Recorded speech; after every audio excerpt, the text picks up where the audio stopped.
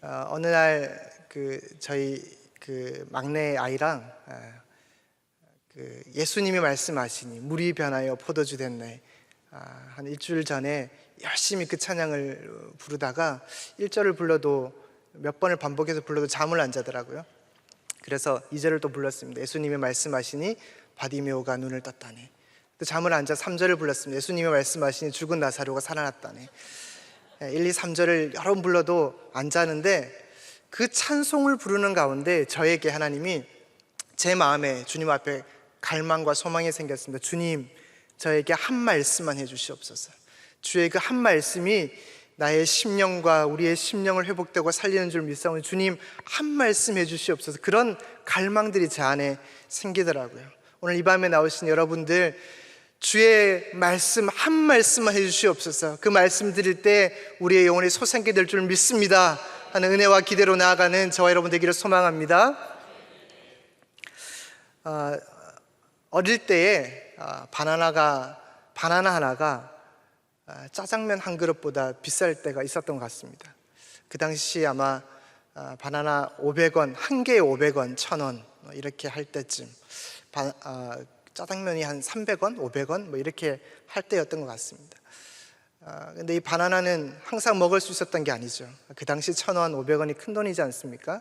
바나나를 먹을 수 있는 때는 좀 컨디션이 안 좋거나 무슨 좋은 일이 있거나 특별한 어떤 썸씽이 있어야 그 500원짜리, 1000원짜리 바나나를 하나 먹을 수 있었는데요. 아픈 날에 병원을 갔다가 오는 길에 바나나를 우두커니 쳐다보고 있으면 어머니가 이제 바나나 하나 사주시는 겁니다. 그 바나나 하나를 먹으면서도 옆에 있는 어머니가 생각이 안 났던 것 같아요. 그냥 바나나를 먹었던 기억이 나고, 어느 그룹의 노래처럼 어머니는 짜장면을 싫어하시는 줄 알았다 하는 그런, 이제 안 좋아하시는 줄 알았다 그런 노래처럼, 어릴 때 생각해 보니까 마주 앉아서 짜장면을 같이 먹었던 적이 없고 항상 한 그릇이었던 것 같아요. 근데 어머니는 우두커니 앞에 앉아서 이렇게 아들을 바라보고 있는데, 별 생각 없이 짜장면을 먹었었는데, 시간이 지나고 나니까 이제 아이를 기르는 부모가 되고 나니까 그 어미의 마음이 마음속에 새겨지는 겁니다. 깊이 있게 그 한마디 한마디, 그 한 표정 한 표정들이 마음에 새겨지는 거죠. 제가 어머니에게는 그 존재 자체로만으로도 기쁨의 존재였구나. 저희 아이들을 바라볼 때 이 아이가 이 존재 자체로만 너무너무 기쁨이구나. 무엇을 제가 배부르게 아이들과 먹지 않아도 이렇게 요즘에 짜장면 너 먹고 난 짜장면 싫어 이렇게 하진 않잖아요. 어떤 분은 아직 너는 살 길이 많이 남았으니까 넌 나중에 먹어, 내가 먹어야 되겠어 하고 먹는 어른도 있다고 하시던데요. 그렇지만 그 짜장면 같은 경우도 한 그릇 시켜서 너 먹어, 나는 네 먹는 것만 봐도 배불러 이렇게 하는 시대는 아닌 것 같아요. 그렇지만 살아가다 보면, 음식을 먹다 보면 아이들만 먹어야 할 때, 혹은 옆에서 조금 거들어줘야 될 그런 때, 저는 그런 때인 것 같습니다. 얼마 전에 가족이 함께 식사를 한다고 식사를 하러 갔는데, 식사를 하는 게 마땅치가 않아요. 4학년 아들은 고기를 좋아하고 1학년 딸아이는 면을 좋아하고, 이제 20개월 된 이 늦둥이는 엄마의 손이 필요하고, 이 모든 걸 구비해서 밥을 먹으러 가려는 게 쉽지가 않은 거예요. 고민하다가 결정한 곳이 이 이름을 써야 되나 말아야 되나 엄청 고민을 많이 했는데 그냥 없이 가야 되나. 근데 샤브샤브 집입니다. 샤브샤브 집을 갔는데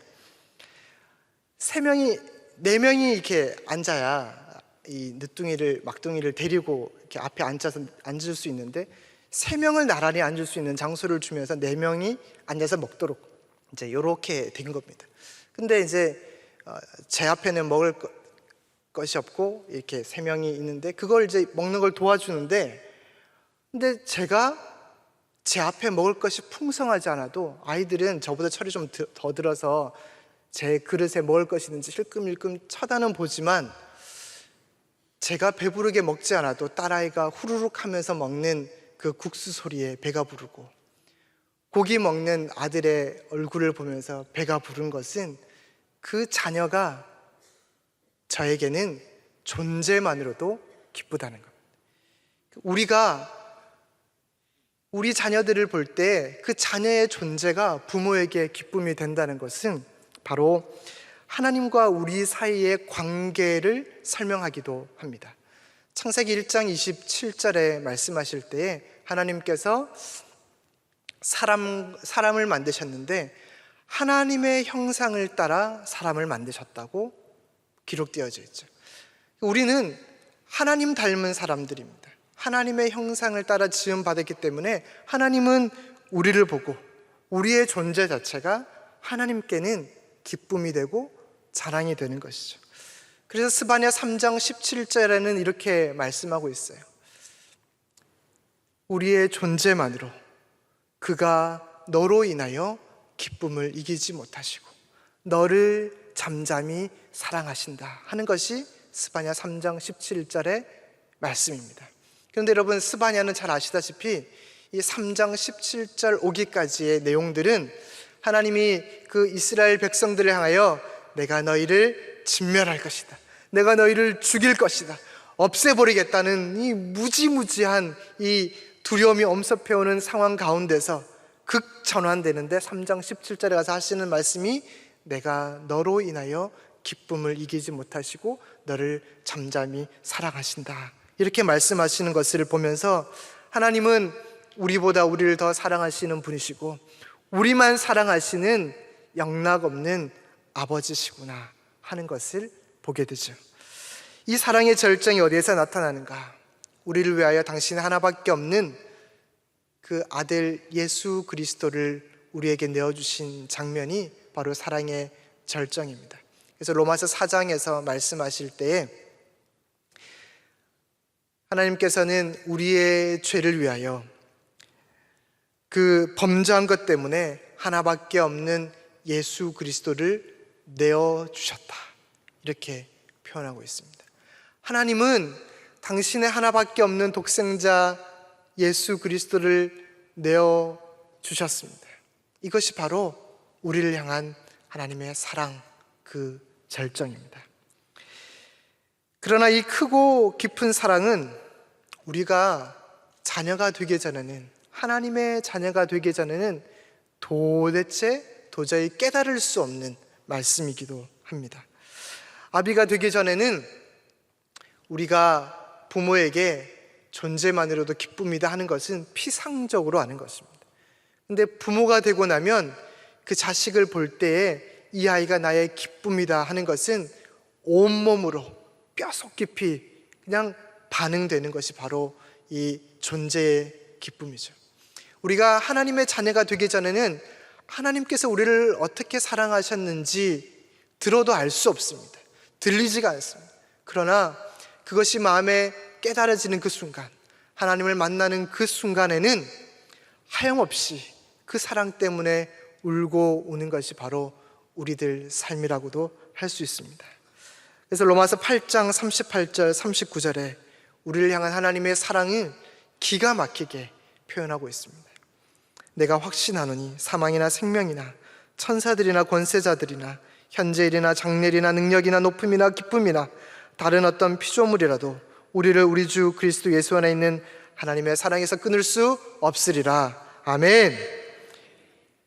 예수 그리스도를 만나지 못하면 이 말씀이 깨달아지지가 않는 것입니다. 도대체 내가 무엇이길래 그분이 나를 위하여 자신의 생명 같은 아들을 내어주셨단 말인가?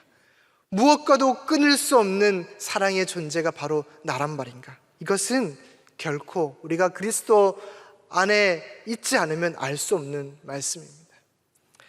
사도 바울이 데살로니가 교회를 향한 마음이 바로 이와 같은 마음입니다. 데살로니가 교회는 사도 바울에게 존재만으로도 기쁨의 존재였습니다.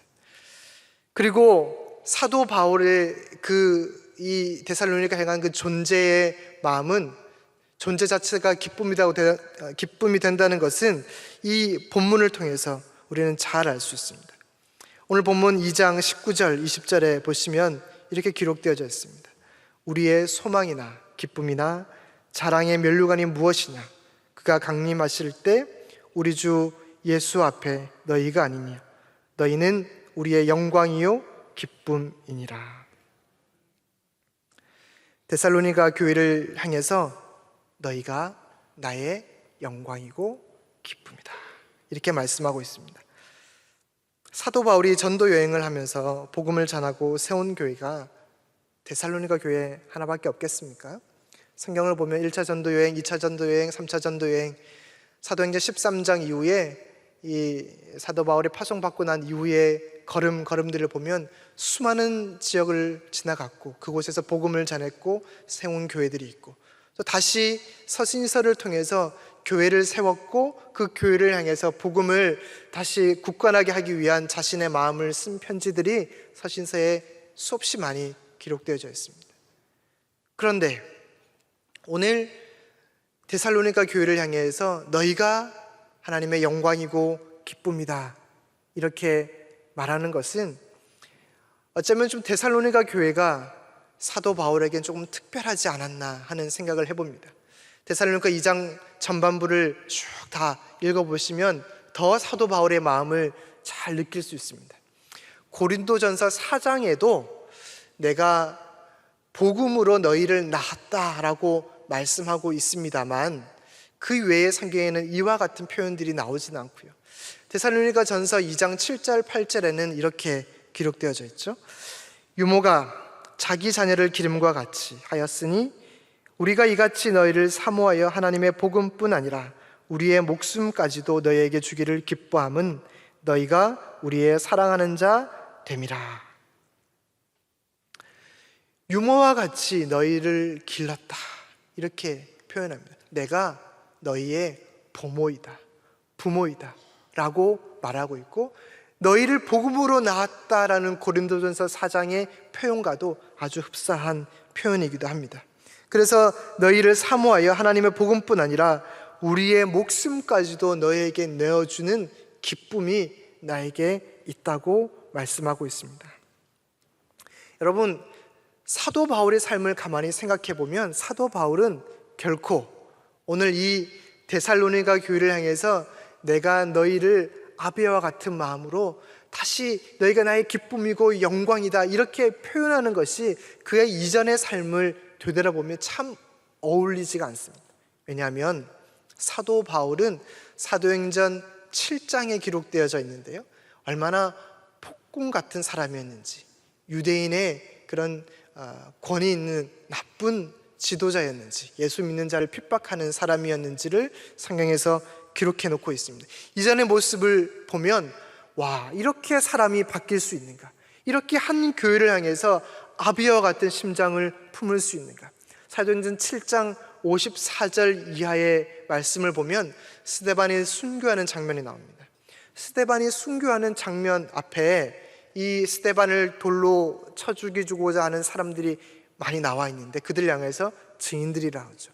증인들이 겉옷을 벗어서 사울의 발, 청년인 사울의 발 앞에 겉옷을 벗었다고 표현하고 있습니다. 당시에 겉옷을 벗는다는 것은 어떤 폭력적인 행동을 하기 전에 하는 행동이 겉옷을 벗는 것이었습니다. 누군가를 살인이라는 처형을 하기 전에 하는 행동 중에 하나이기도 하였습니다. 폭력적인 행동을 하는 사람들의 리더가 바로 사울이었습니다. 그 폭군인 사울이 다메섹 도상에서 예수님을 만나서 그가 고백한 것이 무엇이냐면 내 주 예수 그리스도를 아는 지식이 가장 고상합니다. 모든 것을 다 잃어도 그 모든 것을 배설물로 여길 만큼의 예수 그리스도가 가장 존귀한 분이라고 고백하고 있죠. 이 예수 그리스도와의 만남이 폭군 같은 사도 바울을 한 교회를 향하여 복음 들고 이방에 나가게 했고, 복음을 전하여 믿는 사람들이 나올 때 그들을 향하여 가르쳐 교회를 세워 그들을 향한 아비와 같은 마음을 품게 한 것은 바로 복음이었습니다. 예수 그리스도가 폭군 같은 사도 사울을 바울로 바꾼 것이죠. 교회의 아픔을 보면서 아비의 마음이 담긴 모습을 보는 것은 사도 바울의 변화 때문에 볼 수 있는 것이었습니다. 예수만 사랑했던 그가 데살로니가 교회를 향하여서 고백하는 것이 너희가 나의 영광이고 기쁨이다. 이것은 아주 애달픈 표현입니다. 이 애달픈 표현은 어쩌면 자신의 지나온 걸음 속에 나타난 자신의 아픔, 자신의 부끄러움, 자신의 속상함이 가득 담겨져 있는 내용이기도 한 것이죠. 사도행전 17장이 사도 바울이 어떻게 데살로니가 교회로 가게 되었는가, 그리고 데살로니가 교회에서 어떻게 베레아로 이동하게 되었는가에 대한 기록이 나와 있습니다. 그래서 사도행전 17장을 볼 때에 데살로니가 이 전서 후서를 읽을 때에 함께 도움이 되는 말씀이기도 한데요. 그래서 사도행전 17장의 그 모습을 볼 때 데살로니가가 얼마나 복음을 받아들이기 어려운 곳이었는지, 그리고 사도 바울이 복음을 전할 때에 사람들이 사도 바울을 죽이지 못해서 안달이 난 곳인지 사도행전 17장을 보면 잘 알 수 있습니다. 사도 바울이 복음을 전했고, 복음을 전해서 폭동이 일어났고, 폭동이 일어나서 많은 사람들이 사도 바울을 죽이려고 할 때에 그의 형제들이 사도 바울을 아주 쫓아내듯이, 도망가듯이 밤에 그를 베레아로 보내었습니다. 나는 복음을 더 전하고 싶은데, 나는 죽어도 좋은데 마치 쫓겨나듯이 그렇게 데살로니가를 떠나서 베레아로 이동을 한 상황입니다. 데살로니가 교회에 그런 한 사람들을 유모와 같이 섬겼고 목숨 걸고 사랑했던 교회가 시끄러운 것이에요. 힘든 것이에요. 왜 시끄럽고 힘듭니까? 이유는 그가 복음을 전할 때에 가이오 왕 이외에 또 다른 왕 임금이 있는데 그가 예수 그리스도시다라는 것을 전했습니다. 이것이 이 데살로니가에 전한 복음이었습니다. 사도행전 17장 11절 이하에 나타나 있는데요, 이 복음을 전했을 때에 사람들이 마음이 불편하기 시작한 겁니다. 근데 심기를 건드린 것이 무엇이냐면, 가이오 왕 외에 다른 왕이 있는데 그가 임금이고 왕이다, 그가 복음이고 그가 하나님이다 하는 그것이 데살로니가 사람들의 마음을 불편하게 만들었던 것입니다. 그렇게 아픈 교회가 데살로니가 아픈 교회 소식을 들을 때 사도 바울은 가고자 했고, 가고 싶었고, 말씀에 있는 것처럼 몇 차례나 가고자 했습니다. 얼마나 마음이 아팠겠습니까? 여러분 생각해 보십시오. 내가 아픈 것보다 더 아픈 것은 누가 아픈 것입니까? 우리 자녀들이 아픈 것입니다. 내가 수치스러운 것보다 더 수치스러운 것은 우리 자녀가 수치를 당하는 것이 더 수치스럽습니다. 중2 때문에 북한이 못 쳐들어온다 그러잖아요. 우스갯소리가 있는데요, 그런 청소년들, 참 사춘기를 맞이하는 이 청소년들과 우리 부모님들이 얼마나 많은 씨름을 합니까? 그런 수없이 많은 씨름 가운데 있지만 이 청소년, 북한도 두려워 떨고 갈 이 청소년 아이들이 무슨 일이 생겼다 하면 더 속상하고 힘든 사람이 누굽니까? 부모지 않습니까? 그와 같이 아비의 마음을 가지고 있었던 사도 바울이 이 데살로니가 교회의 아픔의 소식을 듣고, 종말이 다가왔다, 재림이 다가왔다 할 때 복음 위에 서지 못하고 자기의 상업을 다 벗어던지고 무언가 새로운 세상을 향하여 준비하고 있는 그들의 모습을 보면서 사도 바울은 안타까워하고 있는 그 마음이 이곳에 드러나 있는 것이죠. 이 데살로니가는 그렇게 사도 바울이 마음에 담겨져 있었을 뿐만 아니라 복음을 잘 받아들이기 어려운 곳이기도 했습니다. 그래서 그가 베레아로 갔는데, 베레아로 가보니까 하는 얘기가 뭐냐면, 베레아에 있는 사람들은 데살로니가 있는 사람들보다 너그러워서 간절한 마음으로 말씀을 받았다 그랬습니다. 그들이 데살로니가 사람들보다 더 마음이 너그러웠다는 것이죠. 복음을 잘 받아들이지도 않을 뿐 아니라 사람들이 쉬이 분을 내고 소동을 일으켰던 그 데살로니가, 그곳의 사람들을 보면서 주님이, 사도 바울이 그들을 향하여 절규하듯이 하는 얘기가 너희가 우리의 영광이고 기쁨이다. 사랑하는 여러분, 데살로니가 교회를 향한 이 말씀을 오늘 우리를 향한 주님의 말씀으로 들을 수 있기를 바랍니다. 주님이 여러분 한 분 한 분을 통하여 하시는 말씀이 너희가 나의 영광이고 기쁨이다, 이렇게 말씀하고 있습니다. 소망이 무엇이냐? 이 시대에 희망이 무엇이냐? 너희가 나의 영광이고 기쁨이다. 우리에게 하시는 주의 음성으로 들을 수 있기를 바랍니다. 하나님께서 우리에게 말씀하십니다. 시대가 어지럽고 국제 정세가 혼란하고 난리와 소문이 무성한 이때에 우리에게 하시는 말씀이 우리가 하나님의 영광이고 기쁨이라는 것입니다.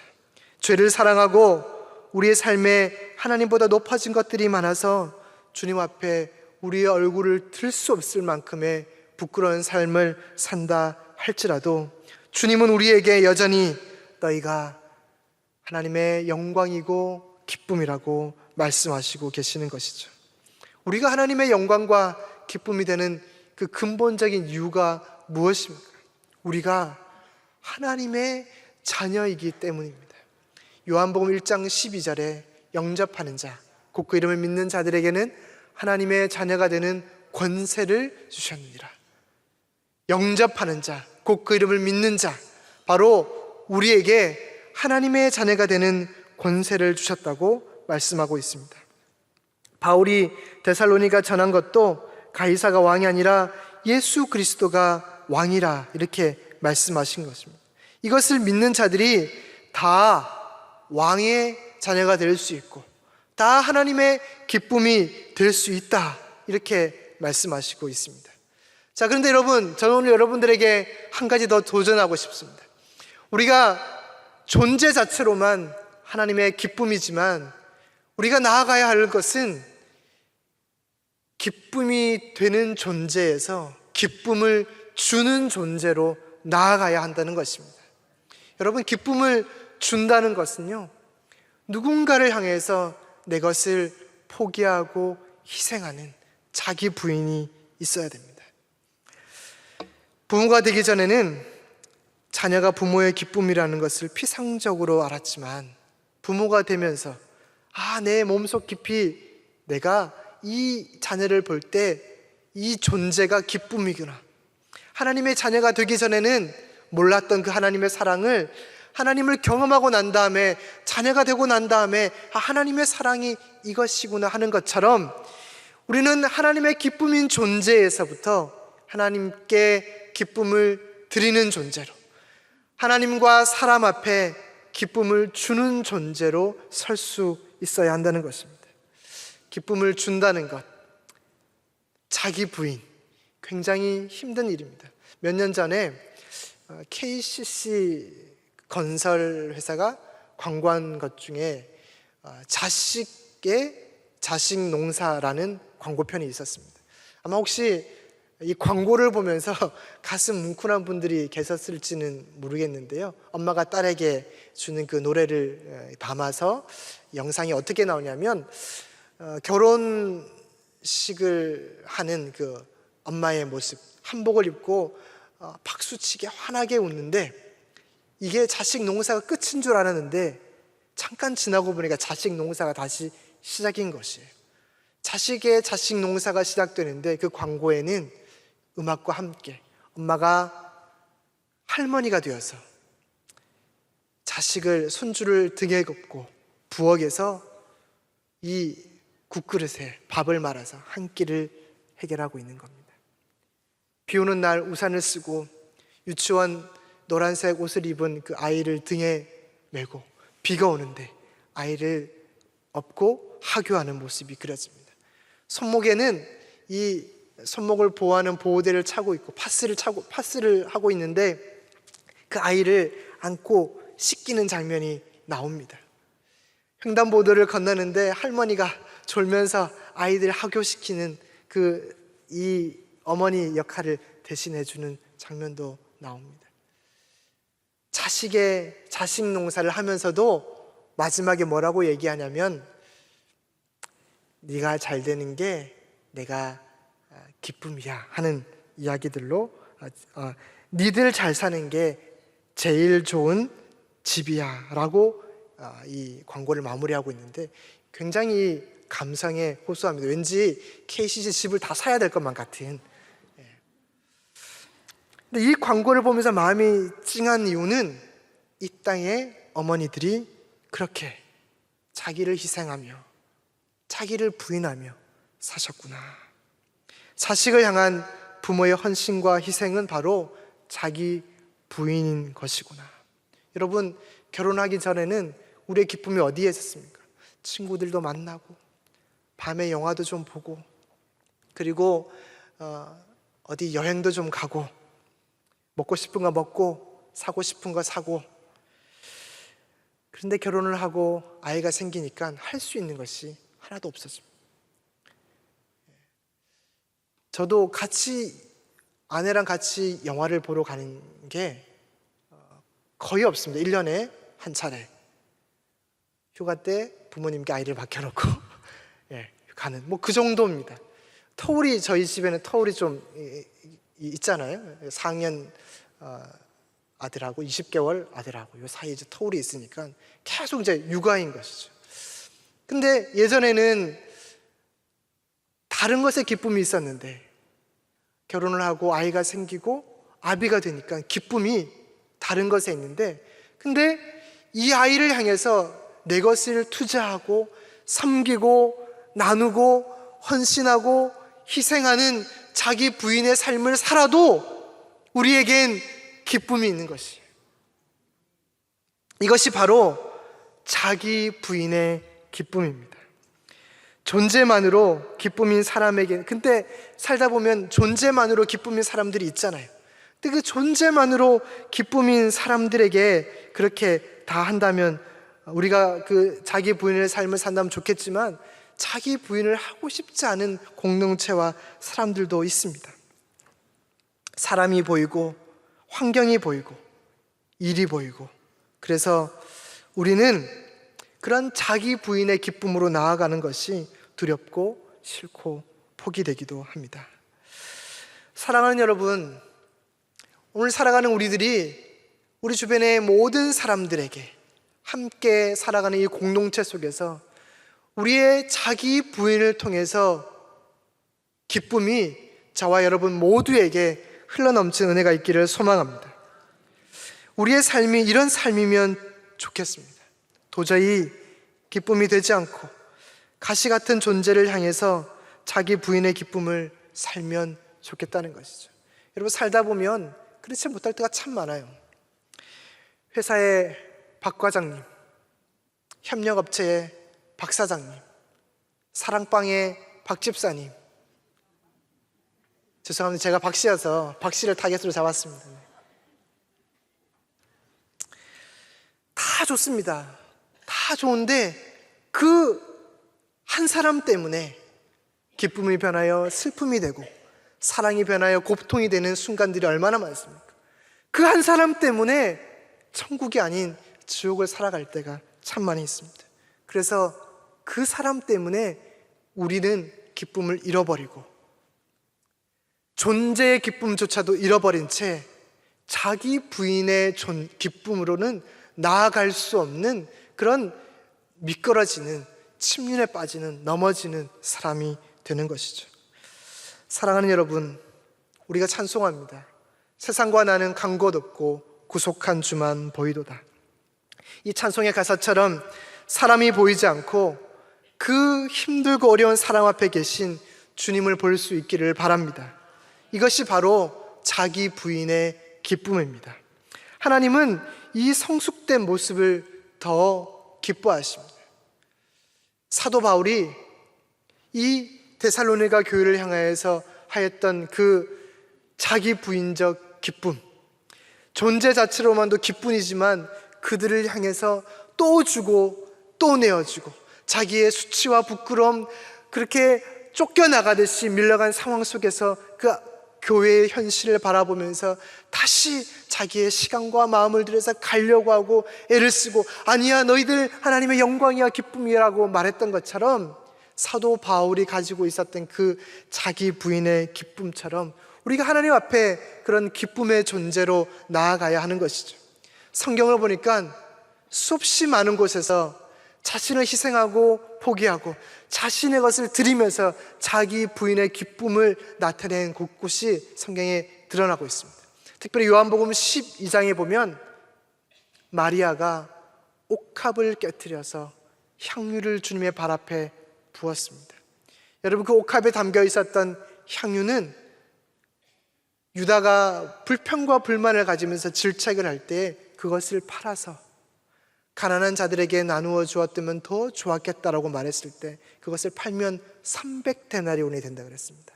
이 300데나리온은 노동자의 1년의 이 연봉에 속합니다. 여러분 각각 연봉이 다르시겠지만 대략적으로 계산해 보면 좀 적게 받는 분 한 3천만 원, 좀 많이 받는 분 한 5천만 원, 더 많이 받는 분 노동자니까 그 이상 1년에 한 사람의 연봉에 해당되는 그 향유를 깨트려서 주님께 부은 것입니다. 여러분, 이것 가지고 팔면 수없이 많은 가난한 사람, 특별히 배단에 있었던 가난하고 굶주리고 힘든 사람들은 많은 사람들이 덕볼 수 있었을 것입니다.